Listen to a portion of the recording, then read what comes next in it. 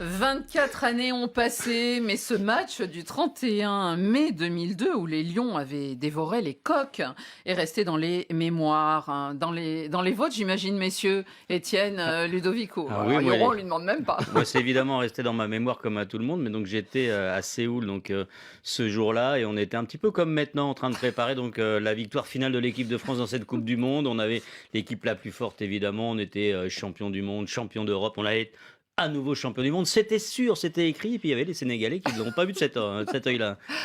Ludo, pareil, vous avez le souvenir de ce match. Bah oui, surtout qu'on avait les meilleurs buteurs, surtout, et que ce jour-là, on n'a pas marqué. Mais je ne suis pas sûr que ce soit comparable. Mais en tout cas, voilà, Non, ouais, on va se y souvient venir, d'une vous grosse inquiétez pas. désillusion. Ouais. Ouais.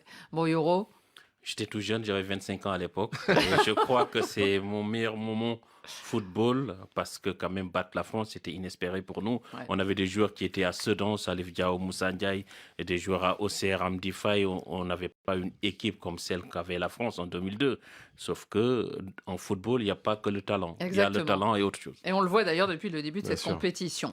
Alors les Bleus, champions du monde et d'Europe, avaient quitté l'Asie après 3 matchs. Les Sénégalais étaient parvenus en quart de finale. C'était donc une potion amère pour les uns et un élixir pour les autres. 24 ans plus tard, où en sont ces deux nations devenues les meilleurs adversaires, comme les supporters, je pense d'ailleurs. À l'époque, quand même, une première constatation, les Sénégalais n'avaient jamais été champions d'Afrique. Il y a eu un changement de statut entre les deux. Le contexte est quand même difficilement comparable, Yoro. C'est pas pareil parce qu'en 2002, on avait fait notre première finale de Coupe d'Afrique. C'était au Mali. On venait d'écrire la première page du football africain. Aujourd'hui, Ça je commençait. crois que le livre, il est rempli parce qu'on a 2 Coupes d'Afrique. On gagne chez les jeunes, Une on et gagne demie. chez les juniors, on gagne partout. Là, on a déjà 3 Coupes d'Afrique. On a la grande, on a les U20, on a les U15. Ça veut dire quoi? Parce que du côté du Sénégal, ça travaille. Ça a de bons centres de formation. Les jeunes, ils sont inscrits dès le plus jeune âge. Ils font foot, études à côté. Et puis, il y a un programme foot de la nation qui permet justement à l'éclosion de ces talents qu'on voit, que ce soit Sadio Mané. Et puis, on bénéficie aussi de la diaspora sénégalaise comme des joueurs comme Niakhaté, Kalidou Koulibaly. Ah oui, ça aussi, ça compte. Mais c'est vrai que, un peu pour le Maroc, on compare souvent ces deux, les deux finalistes de la dernière CAN. Il y a aussi un travail à la base qui est fourni et qui fait ça.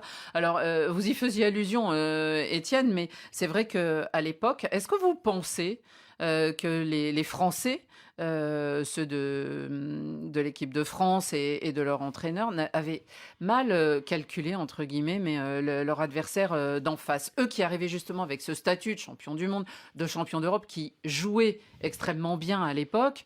Est-ce que... Alors, Zidane était blessé, ça avait changé sans doute les choses, mais est-ce qu'ils avaient mal préparé leur match Est-ce que ça existe? C'est une évidence. Ils sous-estimaient considérablement cette Tout le équipe monde. du Sénégal. Mais d'ailleurs, à cette époque-là, l'équipe de France commençait un petit peu à marcher sur l'eau. On fêtait, après des défaites, quasiment le deuxième titre quand cette équipe-là avait terminé son programme de qualification, les matchs amicaux. On perdait les matchs, mais c'était pas grave, ça n'avait pas d'importance. On allait quand même marcher sur tout le monde. Cette équipe du Sénégal, comme ça vient d'être dit, c'était pas une équipe qui impressionnait à cette époque-là. Donc franchement, ça paraissait être une formalité. Et résultat, cette équipe, elle est même pas sortie du premier tour. Enfin, c'était Elle a quitté un après le premier marasme tour. absolu. Donc aujourd'hui, on n'est plus du tout dans cet état d'esprit-là. Quand on va y connaît les venir. joueurs de l'équipe de France, ils sont préparés. Ludo, peut-être aussi que cette équipe de France, finalement, elle était moins... c'est peut-être compliqué pour des compétiteurs, mais peut-être moins motivée, dans le sens moins attentive aux détails, dans le sens où elle arrivait avec un statut énorme et qu'elle croyait que ça lui simplifierait le parcours. Non, et puis je crois aussi que le trop-plein de confiance, en général, dans le sport français et surtout dans le foot, quand on Pas que arrive... français, je pense, parce que c'est arrivé après d'autres champions du monde. Oui, On pense aux mais Espagnols, on j'ai pense envie de aux dire Allemands, que il y a d'autres exemples. côté français, quand on a été trop confiant, quand on a pensé qu'on allait écraser l'adversaire et qu'on allait gagner facilement, je pense qu'en général, on s'est pris un mur. Donc, Là, je pense que c'était le cas. Je crois que la préparation n'avait pas été idéale. Même le lieu où résidaient les joueurs de l'équipe de France, là, je le fais de mémoire, mais je crois était tout sauf Ça, idéal. je peux vous en parler parce que pour y avoir été, c'était absolument surréaliste. Voilà. On n'imagine pas ça aujourd'hui. Non. Donc en fait, les joueurs de l'équipe de France étaient dans un hôtel qui était ouvert en 80. Voilà, c'est ça. Il y avait même un casino, il y avait même une boîte de nuit. Enfin, il y avait à peu près tout, sauf pour préparer une Coupe du Monde. Temps. Et franchement, ils se sont perdus dans cet endroit. Mais quand j'ai Et il y avait aussi les journalistes qui étaient en même temps qu'eux dans l'hôtel. C'est-à-dire qu'en fait, comme ils s'ennuyaient tellement, ils venaient nous voir pour parler un peu mal du voisin et du copain. Et quand j'ai vu dans un reportage Christophe Dugarry dire je ne connais pas cette équipe du Sénégal parce que j'ai essayé de regarder la Coupe d'Afrique, au bout de 20 minutes j'ai éteint ma télé parce qu'il n'y a pas de niveau, c'est une compétition qui n'a pas le niveau, et je me suis dit prépare un petit peu le match, au moins regarde ce qui se passe. Il aurait dû écouter RFI. Oui, et Moussa Ndiaye qu'on ne connaissait pas.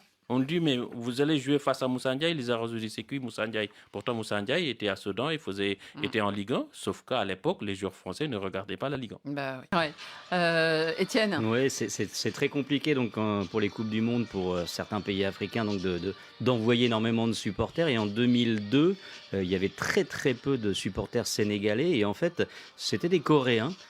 Qui avait revêtu donc le maillot de la sélection sénégalaise et qui faisait office de supporters sénégalais. C'est assez curieux dans le stade. Ils ont fait ça pour toutes les nations qui ne pouvaient pas envoyer beaucoup de supporters sur place. Bah c'est chouette. Alors, effectivement, ce match en tribune, on l'observera. Il y a évidemment un match sur le terrain. On va descendre sur la pelouse. Les Sénégalais finalistes, on va dire comme ça, hein, Yoro, de la dernière CAN, ont remporté la compétition aussi en 2022. C'est 23 CAN 2022. Oui. Et ils ont pu mettre au point leur équipe quand même. Est-ce qu'ils n'ont pas un peu de l'avance en ayant pu disputer la CAN et faire les 7 matchs de la compétition il y a quelques semaines, c'était jusqu'en janvier dernier. Et avec des éliminatoires de la Coupe du Monde prolongée face à la RDC, donc nous on s'est préparé pour cette Coupe d'Afrique, pour cette Coupe du Monde, parce qu'on a joué 7 matchs de la CAN, les éliminatoires de la Coupe du Monde. Et en plus, le groupe, il se connaît. Les gens, ils se connaissent. C'est un groupe qui est là depuis 7-8 ans, qui travaille ensemble. On y greffe 1, 2, 3 personnes par année. Mais c'est le socle, il est pareil. La colonne vertébrale, ça ne change pas. C'est Mendy, Koulibaly, Gueye et Sadio Mané. Donc, sauf qu'il y a des incertitudes sur Gueye et Koulibaly. Ils seront là. Bon.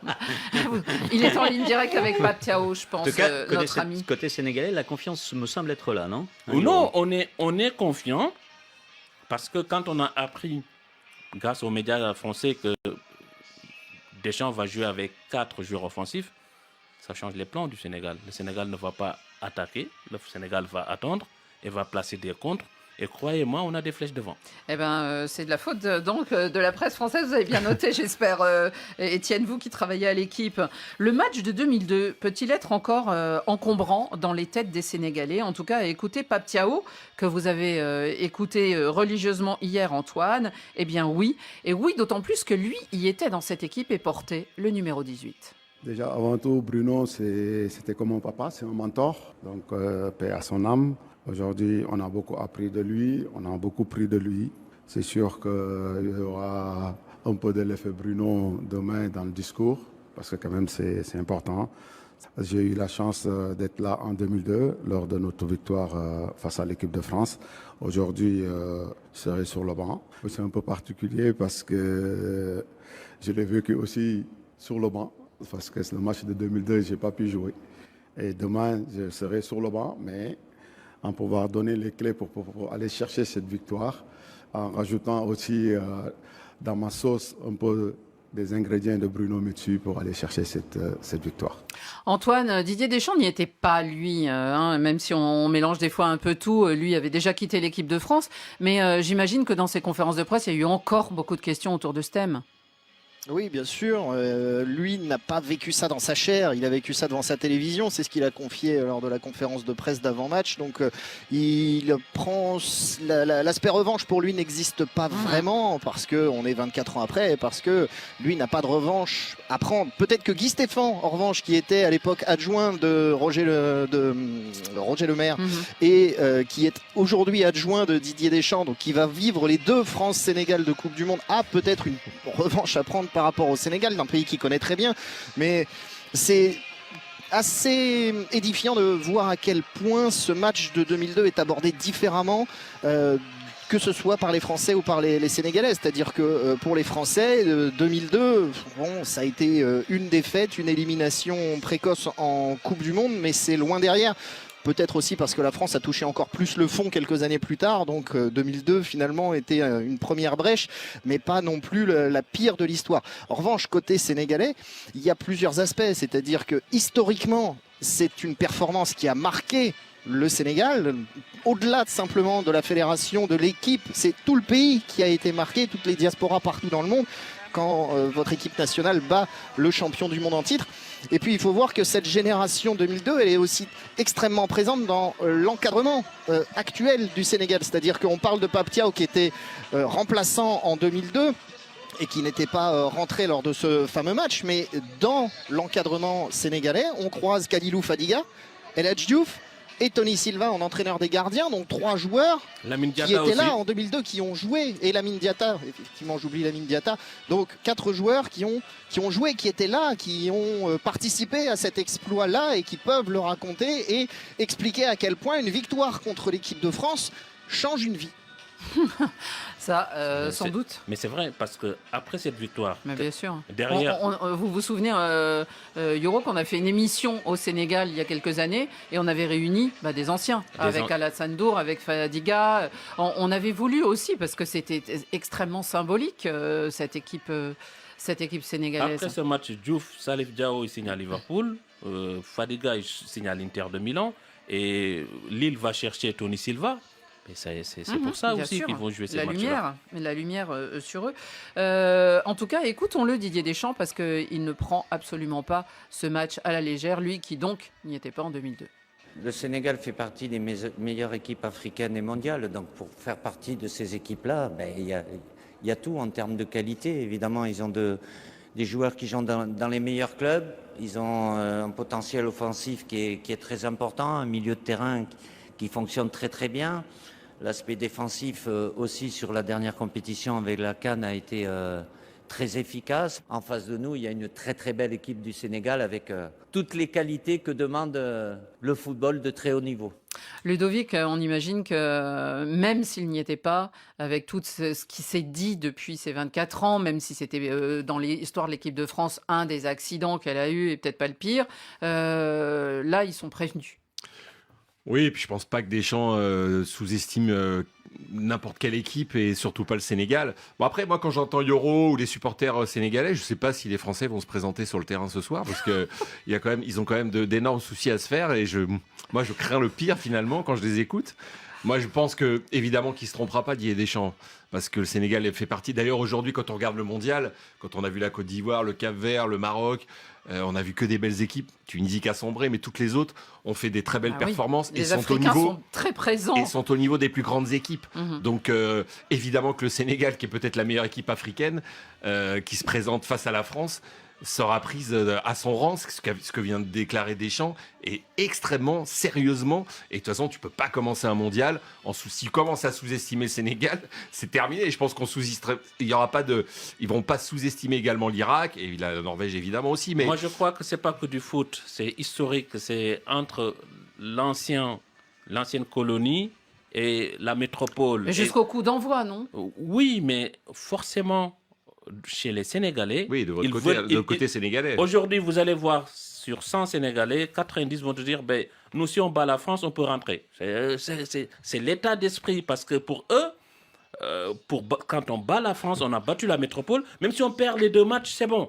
Donc, ils sont hyper motivés. C'est pas ce qu'on vous souhaite pourtant. Mais est-ce qu'aujourd'hui, Yoro, ça, c'est l'état d'esprit des joueurs sénégalais? Moi, j'en suis pas persuadé. Je pense qu'aujourd'hui, il y en a plein qui sont panés. C'est une équipe qui a beaucoup plus d'ambition qu'elle en avait à l'époque parce qu'elle est championne d'Afrique. Elle est considérée donc sur la planète entière. Moi, je Elle pense est que allée en huitième de finale. les la joueurs de dernière l'équipe fois. de France, on évoquait tout à l'heure en 2002, donc les joueurs de l'équipe de France connaissaient très mal les Sénégalais, regardaient pas leurs matchs, etc. C'est Non, plus mais du ça tout peut le rien cas avoir. aujourd'hui des joueurs de l'équipe de France par rapport aux joueurs sénégalais. Et les joueurs sénégalais, quand ils regardent cette Coupe du Monde et ce premier tour, franchement, ils visent évidemment de passer la phase de groupe et peut-être d'aller finalement assez loin. Non, mais c'est tout à fait possible. Donc j'espère pour eux qu'ils ont une ambition supérieure à celle de battre uniquement l'équipe de Autre France. que l'aspect colonial ou de se dire on a gagné à 20 ans, donc on va gagner ce soir. Je pense que c'est là. Moi, je pense qu'il n'y a plus de rapport sur rien. Je pense qu'aujourd'hui, les équipes africaines, elles sont au niveau des meilleures. Le football africain a progressé à tous les niveaux. Et quand on voit le Maroc jouer contre le Brésil, ils les regardent dans les yeux. Et ça date pas Et d'aujourd'hui. ils font un super match. Donc moi, je pense que, évidemment, que le Sénégal est une équipe qui sera prise très au sérieux par l'équipe de France. Et Deschamps se trompe jamais là-dessus. Antoine, est-ce que Didier Deschamps, qui a l'expérience qu'on connaît, a déjà trouvé son 11 pour ce premier match, mais surtout peut-être le 11 qui figurera la compétition? Alors, il faut faire toujours très attention avec les 11 qui commencent les compétitions. Rappelez-vous 2018, on avait un 11 particulier face à l'Australie et tout avait été changé dès le deuxième match parce que ça n'avait pas forcément très bien fonctionné. Et c'est plutôt le 11 du deuxième match qui est allé en finale et qui l'a remporté. Oui, Didier Deschamps, il a ses idées. Il sait à peu près où il veut aller. Il est parti sur son idée de jouer avec 4 attaquants parce qu'il veut profiter de la forme d'un Michael Olise, d'un Désiré Doué pour entourer Kylian Mbappé. Profiter aussi de Ousmane Dembélé qui a désormais le statut de ballon d'or. Donc, a priori, ça sera une équipe relativement offensive qui va se présenter face au Sénégal. On attend... A priori, on attend la confirmation parce que les compositions officielles ne sont pas encore tombées, mais il aurait préféré Didier Deschamps, Adrien Rabiot à Manu Koné pour accompagner Aurélien Tchouaméni au milieu. Donc plutôt un choix de joueurs techniques plus que physiques du côté de l'équipe de France au milieu. Donc ça sera forcément un aspect à surveiller. Et puis le retour de William Saliba à 100%. Normalement, le défenseur d'Arsenal qui était un petit peu gêné musculairement au début de rassemblement sera là. Il va tenir sa place. C'est plutôt une bonne nouvelle pour Didier Deschamps en tout cas parce que William Saliba, théoriquement, c'est le joueur qui doit tenir la baraque maintenant que Ibrahima Konaté est un petit peu en deçà. Bref, une équipe de France qui n'a pas forcément convaincu lors des éliminatoires. Des amicaux de préparation juste avant parce qu'il y a eu la défaite contre la Côte d'Ivoire et une victoire contre la très redoutable Irlande du Nord, mais à chaque fois en prenant des buts, c'est-à-dire que la France est assez perméable. Il va falloir suivre aussi peut-être ce petit changement de logiciel chez Didier Deschamps, c'est-à-dire qu'il aime avoir des équipes avec des assises défensives solides. Là, il a décidé de miser plus sur l'attaque. Est-ce qu'il saura faire? Est-ce qu'il saura organiser une équipe plus offensive qu'à l'accoutumée? Réponse tout à l'heure dans la fournaise du stade du MetLife Stadium parce que je peux vous dire qu'au soleil il fait très chaud, même si on annonce plutôt des températures entre 22 et 25 degrés. Au soleil, ça tape très fort. Peut-être un petit avantage du coup au Sénégal, plus habitué à ce genre de conditions. Nous, c'est 40 que l'équipe degrés de France. tous les jours. Donc, il n'y a pas de souci. Il n'a pas peur de la chaleur apparemment, Yoro. Il a l'air très optimiste, Antoine. Juste un petit tour de table, les amis. Antoine, il dit, est-ce qu'il saura faire Didier Deschamps? Mais surtout, on sait que les attaquants, ils savent faire, non, Ludo? Par rapport à quoi, Annie? Par rapport à l'équipe de France, à cette nouvelle manière peut-être de jouer. Non mais Deschamps, sa principale qualité, ça a toujours été le cas, c'est il s'adapte. C'est le mot, c'est quelqu'un de pragmatique, il s'adapte. Donc là, il a un groupe avec tellement de qualité devant, et je pense à Cherki, à Kiyouch, qui ne joueront pas ce soir, et à Barcola, que voilà, il a mis 4 attaquants, mais ça va défendre aussi. C'est-à-dire que Doué va défendre comme il le fait au Paris Saint-Germain. Je pense que Dembélé est capable de sacrifier également et de défendre énormément, et qu'on va pas jouer à 4 devant. Ça, c'est évidemment, ce ne sera pas la solution, et ce sera pas le style que va choisir Didier Deschamps. Mais il part avec. Je suis d'accord sur une chose, c'est qu'il part avec une idée, mais qu'il est capable encore une fois de s'adapter et de tout changer contre l'Irak et la Norvège. Étienne, moi, je suis pas du tout persuadé que l'équipe de France aujourd'hui, offensivement, elle soit totalement au point. Cette équipe avec 4 attaquants, moi, je l'ai pas vu combiner de manière exceptionnelle jusqu'à présent. Donc, vous avez perdu cette assise défensive et ce 4-3-3, franchement, sur lequel Didier Deschamps s'appuyait depuis très longtemps pour un système nouveau, risqué. Et totalement incertain de mon point de vue. Kylian Mbappé défend très peu. L'équipe de France, collectivement, je parle des attaquants, défend assez mal. Donc je pense que de ce point de vue-là, il reste vraiment une incertitude. Et Yoro, du côté des Sénégalais, vous m'assurez que Koulibaly et Ganagay seront là? Je crois qu'on part sur un 4-3-3 avec Mendy dans les buts, dans l'axe Niakhaté Koulibaly, à gauche il y aura Diouf, à droite Crépin. Le milieu ce sera 3, Ghana, Pape Gueye et Lamine Camara pour sa justesse technique et ses passes. Et devant, excite les Iliman Ndiaye qui est plus un joueur de ballon, un joueur de petit espace. On va mettre les flèches devant, ce sera Sadio Mané, Jackson et Ismaïla Sarr. Et sur le banc... Vous jouez quand même à 11 euros ou est-ce que... Mais c'est 11. Est-ce qu'éventuellement on jouerait à 10 ou à 9 parce que j'ai l'impression que le match va être quand même assez facile pour, mais pour non, le mais Sénégal. Non, ce sera... charrie. Mais non, mais je charrie. Je charrie un peu. Je sais. Au fait... Yoro, j'espère juste qu'il n'y aura pas un pénalty. T'as beaucoup de certitudes, mais tant mieux. Je veux dire, mais en plus, Mais après, au je veux fait- dire une au chose, fait, c'est que moi, je parle l'équipe de football. France Je parle football. peut perdre contre le Sénégal. C'est une très bonne équipe. Je hein, parle, donc, je parle football. mais- Quand on met 4 joueurs comme ça, on accepte de déséquilibrer son équipe. Mais quand... tu penses que Deschamps, mais- il parle pas football, lui. Non, Tu penses que lui- il parle football comment? D'accord, Mais ok. quand tu déséquilibres ton équipe, si un Mais- club, on a vu le Bayern, qu'est-ce qu'ils ont fait face au Paris Saint-Germain et qu'est-ce qu'ils ont pris. Face à une équipe aussi forte devant, pour moi, je joue avec 3 milieux de terrain comme il faisait il y a 2-3 ans. S'il joue avec 4 milieux, je ne suis pas sûr que la France battra le Sénégal.